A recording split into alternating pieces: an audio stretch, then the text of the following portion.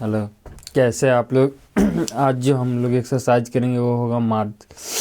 माध्य से क्वेश्चन आपको पूछा जाता है 4 नंबर में, और ऑब्जेक्टिव में भी अभी जो स्थिति है उस स्थिति के अनुसार लगभग 4-5 क्वेश्चन आ ही जाते हैं। ठीक है, और आपके पास ऑफर है कि 100 क्वेश्चन होते हैं ऑब्जेक्टिव्स, उसमें से 50 करने होते हैं, तो हर चैप्टर से जो क्वेश्चन आता है वो डबलिंग आते हैं। ठीक है, पहले ट्रिगोमेट्री से लगभग 10 क्वेश्चन ऑब्जेक्टिव पूछे जाते थे, अब 20 पूछे जाते हैं। तो अगर बेस्ट आपका है ट्रिगोमेट्री तो उससे 20 कर लीजिए। उसी तरह से अब माध्य से क्वेश्चन लगभग 5 क्वेश्चन होते हैं जो ऑब्जेक्टिव क्वेश्चन होते हैं, तो अगर बेस्ट है तो वो कर लीजिए। तो माध्य बहुत ही ईजी होता है। तो हम आज लोग आज देखेंगे क्लास 10th के VBI क्वेश्चन ऑफ माध्य का। ठीक है, माध्य यानी मीन। तो देखिए हम लोग क्वेश्चन देखते हैं माध्य का। उससे पहले थोड़ा सा देख लेते हैं माध्य होता क्या है। ठीक है, तो माध्य होता है कुल आंकड़ों का योग। कुल आंकड़ों या इसी को बोलते हैं प्रेक्षण, प्रेक्षणों का योग बट्टे कुल आंकड़ों या प्रेक्षणों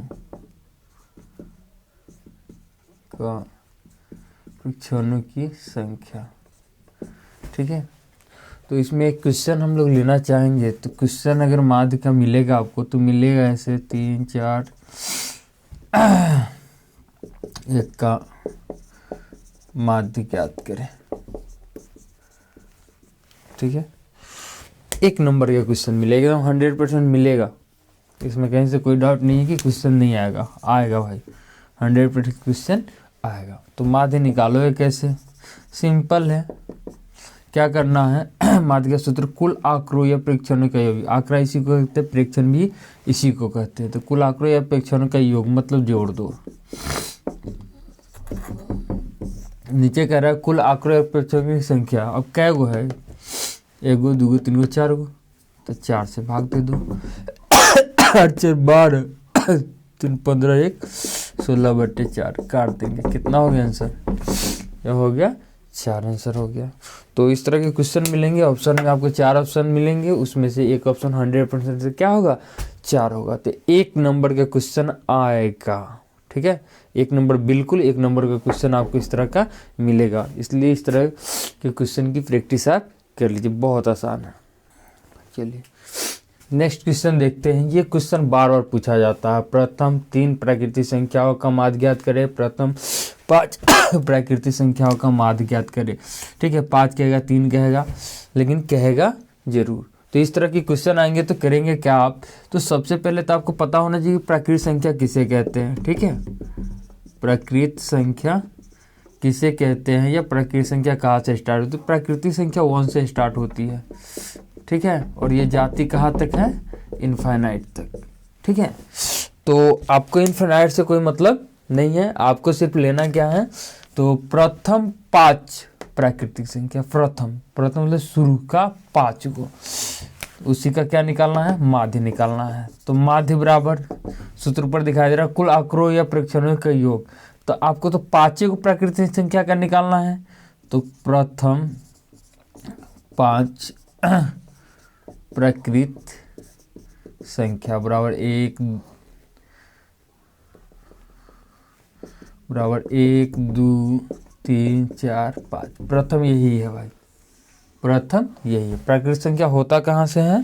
तो ये 1 से कहाँ तक होता है? इन्फिनाइट तक। लेकिन क्वेश्चन कह रहा कि प्रथम 5 प्राकृतिक संख्याओं का माध्य ज्ञात करना, तो 5 को का ही निकालेंगे। तो सूत्र क्या कहता है? कुल आंकड़ों या प्रेक्षणों का योग। तो कुल तो यही 5 को है, इसको क्या करना है? इसका योग यानी जोड़ देना है। तो आप भी क्या करो? जोड़ दो बट्टे कुल आंकड़ों या प्रेक्षणों की संख्या। तो कुल कितना है? 5 को तो दिखाई दे रहा है, तो 5 हो गया। अब जोड़ दो, 5 4 9 9 3 12 12 2 14 1 15 15/5 कट गया। कितना है आंसर? यह आ गया 3। तो इस तरह के क्वेश्चन आते हैं। तो कभी कहेंगे प्राकृतिक संख्या के, कभी कहेंगे पूर्ण संख्या के, कभी कहेंगे अभाज्य संख्या के। ठीक है, तो आपको ये भी पता होना चाहिए प्राकृत संख्या कहाँ से स्टार्ट होता है, पूर्ण संख्या कहाँ से स्टार्ट होता है और आभास संख्या कहाँ से स्टार्ट होता है। ठीक है, चलिए एक क्वेश्चन ऐसे आएगा कि प्रथम 5 पूर्ण संख्याओं का माध्य ज्ञात कीजिए। तो देखिए इसको कैसे कीजिएगा आप। तो प्रथम 5 पूर्ण संख्या देखो, तो पूर्ण संख्या में क्या होता है, इसमें एक जीरो लग जाता है, बाकी कुछ नहीं, टोटल प्राकृतिक संख्या है। ठीक है, तो 5 कहेगा तो इधर से एगो हट जाएगा भाई, इधर एगो बढ़ा तो इधर से एगो घट गया। तो 5 को पूर्ण संख्या आपको दिखाई दे रहा है, यही है। तो पहले तो लिख लोगे आप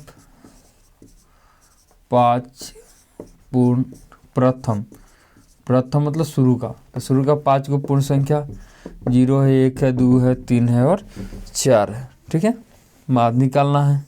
तो माध्य का सूत्र कहता क्या है कि कुल आंकड़ों का योग यानी टोटल को जोड़ दो, 0 1 + 2 + 3 + 4 बाई कुल आंकड़ों का संख्या। तो संख्या में ना बच्चे गड़बड़ कर देते हैं, यहाँ उनको लगता है 0 का कोई वैल्यू ही नहीं है। ऐसा नहीं है भाई, पूर्ण संख्या कह रहा तो 0 का वैल्यू है, तो यहाँ पे 0 को लेकर काउंट करोगे तो 1 2 3 4 5 कितने हो रहे हैं, 5। ठीक है, और बच्चे क्या करते हैं, 0 छोड़ के 4 से भाग दे दिया, बस आंसर गलत, एक नंबर गया। तो करना क्या आपको कि 0 लेकर टोटल संख्या गिनना, 1 2 3 4 और 5, तो 5 से भाग दे देना है। चलिए अब जोड़ेंगे तो 4 3 7 2 9 1 10, 0 जोड़ेंगे कोई फर्क नहीं पड़ता है, किस में, सिर्फ 0 में। तो 5 दूनी कितना हो गया, 10। तो इसका आंसर कितना हो गया, 10। तो आपको मार्च ऑब्जेक्टिव क्वेश्चन जो होंगे 5 क्वेश्चन आएंगे और 5 क्वेश्चन इसी तरीका का और बहुत ही आसान मिलेंगे, आप आसानी से सॉल्व कर सकते हैं। चलिए अब देखिए करा लगातार 3 अभाज्य संख्याओं का माध्य ज्ञात करना है, 3 अभाज्य संख्याओं का माध्य ज्ञात करना है। ठीक है, तो देखिए अभाज्य संख्या का माध्य ज्ञात करने से पहले हमको जानना होगा अभाज्य संख्या कहते किसे हैं। ठीक है, अभाज्य संख्या कहते किसे हैं, तो अभाज्य संख्या, ठीक है, अभाज्य संख्या सबसे छोटी अभाज्य संख्या 2 होती है, उसके बाद 3 होती है, 5 होती है, 7 होती है, डॉट डॉट डॉट। अब आप पूछेंगे कि 2 3 5 7 ही क्यों होता है, तो पहले जान लीजिए अभाज्य संख्या का परिभाषा कहता है कि वो ऐसी संख्या जो 1 से कटे और जितनी है उतना से कटे, यानी 1 से कटे और खुद से कटे यानी स्वयं से कटे, उसी संख्या को हम लोग बोलते हैं अभाज्य संख्या। या ऐसे बोलते हैं कि वैसी संख्या जिसका गुणनखंड केवल 2, वैसी संख्या जिसका गुणनखंड केवल 2 हो, उस संख्या को क्या कहते हैं, अभाज्य संख्या। ठीक है, तो हम लोग देख रहे हैं कि 2 भाग 2 भाई, 2 को तो आ रहा है, भाग 2 गुणनखंड निकालो, 2 को आया, गुणनखंड निकालो 2 ही आया, गुणनखंड निकालो 2 ही आया। तो वैसी सारी संख्या को अभाज्य संख्या कहते हैं जिसका गुणनफल कितना हो, 2। और संयुक्त संख्या किसे कहते हैं, यहीं पे हम लोग क्लियर कर लेते हैं, संयुक्त संख्या। ठीक है, अभाज्य का उल्टा होता है, यह कहता है वैसी संख्या जिसका गुणनखंड 2 से अधिक हो, वैसी संख्या जिसका गुणनखंड 2 से अधिक हो, उस संख्या को हम लोग बोलते हैं संयुक्त संख्या। तो ऐसी संख्या होते कौन कौन से हैं, तो देखते हैं, 4 होता है, 6 होता है, 9 होता है, 8 होता है, 9 होता है, 10 होता है, तो ये जो संख्या है क्या है, संयुक्त संख्या है। कैसे, तो 2 से अधिक गुणनखंड, देखो चेक करते हैं, 3 आया, 2 3 6, 3 आया, 2 4, 2 दूनी 4, 4 आया भाई गुणनखंड, 3 3 9, 3 को गुणनखंड आ गया, 10 2 5 10 5 3 को आया। देखो सब में 2 से अधिक आया, तो 2 से अधिक आएगा तो वो संख्या क्या हो जाएगी, संयुक्त संख्या है। ठीक है, और केवल 2 गुणनखंड है वो क्या हो जाएंगी, अभाज्य संख्या। तो यहाँ पे तो हमें लगातार 3 अभाज्य संख्याओं का योग निकालेंगे तो हमारा 3 लगातार अभाज्य संख्याओं से क्या निकालना है, माध्य निकालना है। तो लगातार 3 अभाज्य संख्या होते कौन कौन से हैं, तो लगातार तो ये भी होता है। ठीक है, और लगातार इसको हटा के आप इसको भी लिख सकते हैं, और लगातार इसको हटा के आप इसको भी 3 संख्या लिख सकते हैं। 7 के बाद डायरेक्ट आ जाइए कितना पे, 11 पे। ठीक है। तो ऐसे क्वेश्चन के आंसर अलग अलग होते हैं, इसमें कहीं से कोई मतलब समझौते की बात नहीं है। लेकिन अगर प्रथम लगातार कह देता है क्वेश्चन,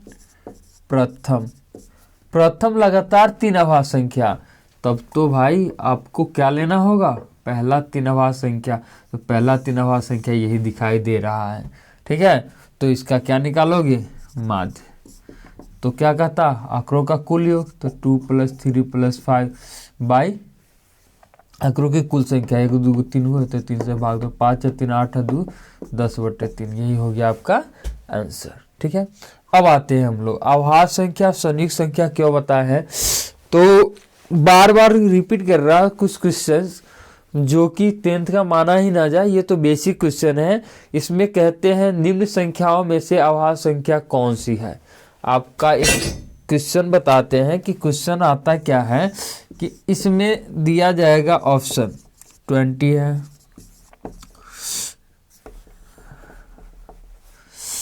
42 है, ऐसे होगा ABC, 39 है, ठीक है,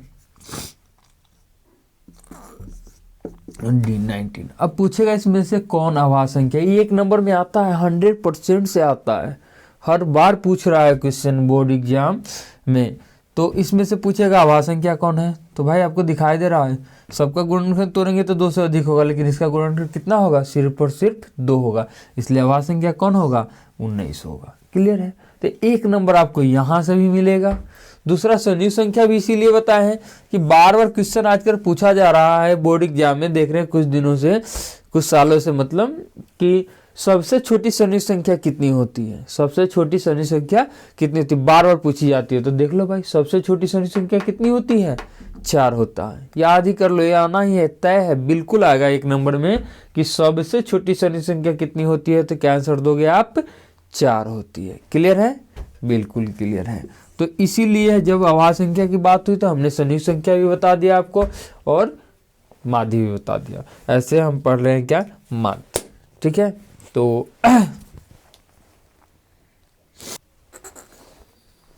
देखो भाई एक क्वेश्चन है कि आखिर इतना का परिसर है या परिसर ज्ञात करें। तो ये भी माध्य से रिलेटेड क्वेश्चन है, ठीक है। तो परिसर का सूत्र होता है, ठीक है,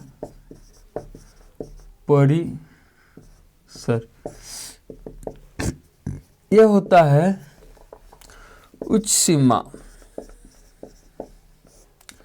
माइनस निम्न सीमा, ठीक है। तो उच्च सीमा क्या होता है, ठीक है। तो उच्च सीमा होता है इसमें सबसे बड़ी संख्या कितना है, 84, माइनस निम्न सीमा, तो सबसे छोटी संख्या कितना है, 15, घटा दो 14, बचा लगे 14, 14 से 5 गया 9, 5 14 7 69। ये क्वेश्चन जब भी देगा तो 4 ऑप्शन होगा, 4 में से एक ऑप्शन जो है कितना होगा, 69 होगा, ठीक है। तो ये क्वेश्चन भी बहुत इंपॉर्टेंट है, ये क्वेश्चन आना ही आना है एकदम 100% से, हर साल पूछा जाता है, तो संभावना होती है आने की 100%। चलिए तो हम लोग देखते हैं ये क्वेश्चन इस तरह से आते हैं, 2 नंबर में भी आते हैं, 1 नंबर में भी। तो ये तो छोटा डिजिट है तो 1 नंबर में पूछ रहा है, 4 ऑप्शन वाले देंगे, लेकिन ये क्वेश्चन सेम टू सेम आएगा और बड़ा डिजिट होगा, थोड़ा सा यहाँ 50 58 69 59 39 और उसका भी इसी तरह से मार्क दिया रहता है, तो फिर वो 2 नंबर में पूछा जाता है, ठीक है। तो ये छोटा छोटा सा संख्या इसलिए इसको 1 नंबर में पूछ रहा है और 4 ऑप्शन दे रहा है। तो पहले तो हम लोग जान लेंगे कि करना क्या है, क्वेश्चन समझेंगे, पहले पढ़ेंगे।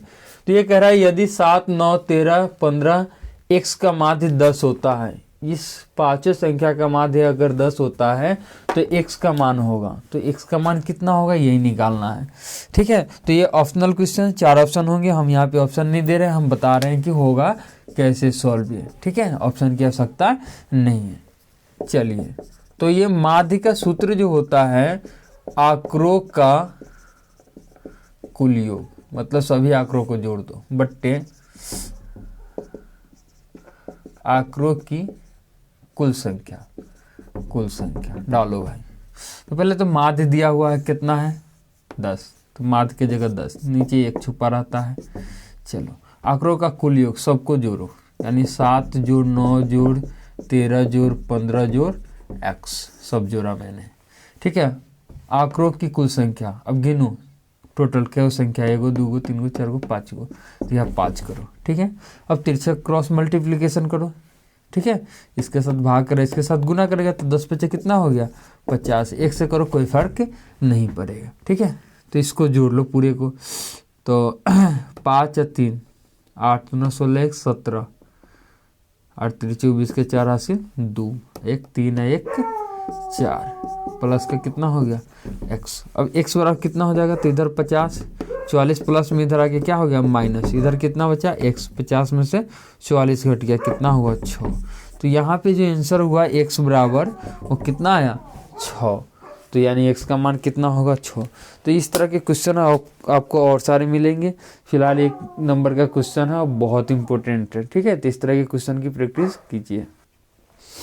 चलिए देखते हैं ये 2 नंबर के क्वेश्चन पूछेगा आपसे इसमें। तो करना क्या है आपको कि वर्ग अंतराल और बराबरता दिया रहेगा। बराबरता थोड़ा सा देख लो होता है कैसा है। देखो ये 1 है, ये 2 है, बढ़ा, फिर 2 के बाद 1 हो गया, फिर घटा, फिर 1 से 5 हुआ, फिर बढ़ा, फिर 5 से 6 हुआ, फिर बढ़ा, फिर 6 से 5 हुआ, फिर घटा। यानी बराबरता जो होता है वो ऐसे ही होता भाई, घटते बढ़ते घटते बढ़ते घटते बढ़ते क्रम में होता है।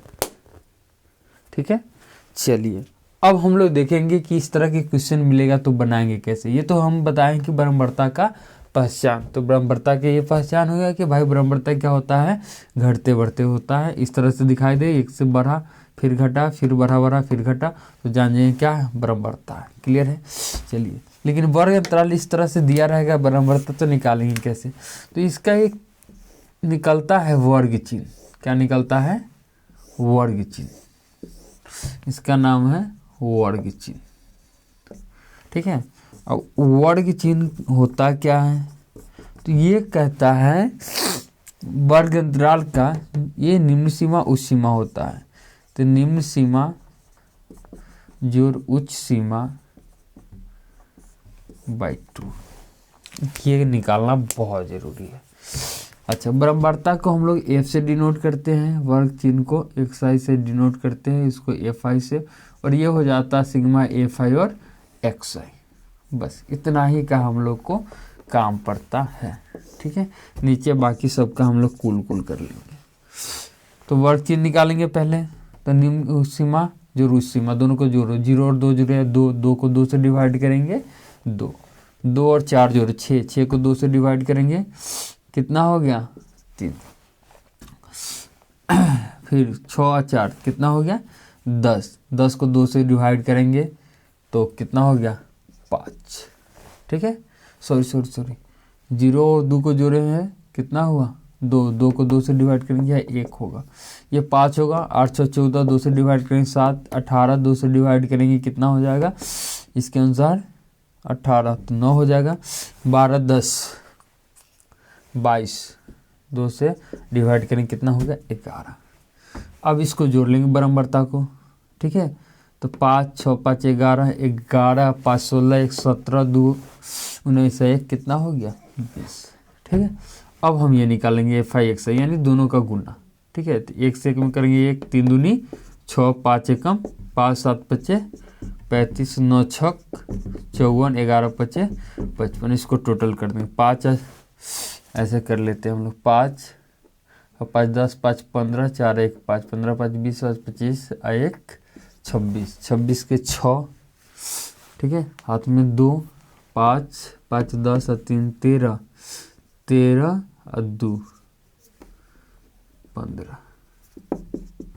ठीक है, अब आते हैं माध्य वाला। इस माध्य का फॉर्मूला अलग होता है भाई, ये कहता है सिग्मा fi xi बट्टे सिग्मा fi।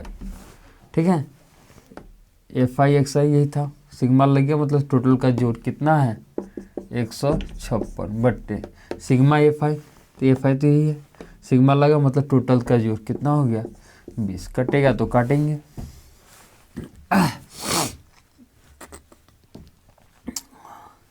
2 से तो कट जाएगा, 2 सत्ते 14 1 बचा 2 अट्ठे 16 10। ठीक है, तो ये कितना हो गया 7.8 दशमलव में करती है। तो ये निकला हमारा माध्य। तो इस तरह से ही क्वेश्चन पूछे जाएंगे 2 नंबर का। माध्य से जब भी क्वेश्चन पूछे जाएंगे 2 नंबर का वो इसी तरह का क्वेश्चन होगा, वर्ग अंतराल और बराबरता दिया होगा और माध्य निकालना होगा। दूसरा वही होगा 6-7 ग्रुप में बड़े बड़े संख्या दिए होंगे, उसका एक माध्य दिया होगा, फिर x y किसी का मान निकालने के लिए कहेगा। तो इसी तरह से हमारे सभी वीडियो देखते रहिए। अगर आप चाहते हैं 2022 में 90+ स्कोर करना मैथ में, तो हमारे सारे वीडियो को देखिए, VVI क्वेश्चन ही करा रहे हैं इस समय। ठीक है, और वीडियो को लाइक कीजिए, कमेंट कीजिए और शेयर कीजिए। धन्यवाद।